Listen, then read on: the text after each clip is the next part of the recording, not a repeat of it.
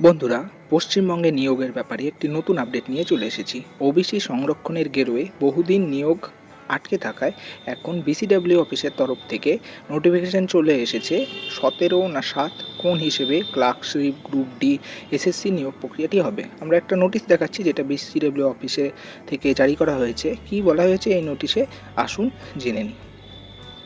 এই নোটিশে বলা হয়েছে কোথায় 17% এবং কোথায় 7% ধরা হবে।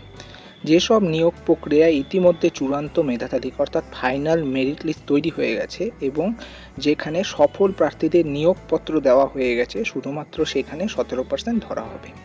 কোথায় 7% ধরা হবে? 7% ধরা হবে যেসব নিয়োগ প্রক্রিয়াগুলি চলমান, অর্থাৎ যেগুলি এখনও পর্যন্ত নিয়োগপত্র দেওয়া হয়নি এবং যাদের এখনও চূড়ান্ত নিয়োগপত্র দেওয়া হয়নি সেইগুলিতে কোর্টের রায় মেনে 7% ওবিসি সংরক্ষণ প্রযোজ্য হবে।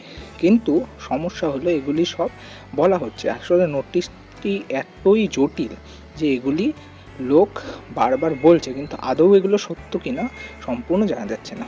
ক্লার্কশিপ, মিসলেনিয়াস এগুলির প্রিলিমস কিন্তু 17% সংরক্ষণ দিয়ে হয়েছে, রেজাল্ট বেরিয়েছে, মেইনস হয়েছে।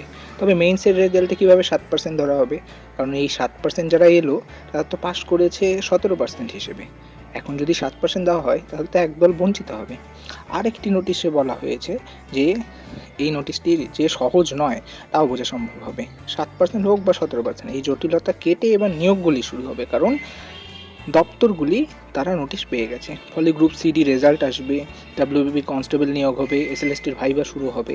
সেপ্টেম্বরেই আসতে চলেছে SSC group CD result, WBP কনস্টেবলের ফাইনাল রেজাল্ট, ডাব্লিউবি এসআই কেপির রেজাল্ট এবং ক্লার্কশিপ এবং মিসলেনিয়াসের রেজাল্ট।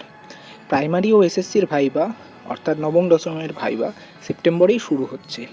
একবার শুরু হলে বেশি দিন সময় দেওয়া হবে না, ফলে সোশ্যাল মিডিয়ায় ব্যস্ত না থেকে সেগুলি চেষ্টা করা উচিত। ধন্যবাদ।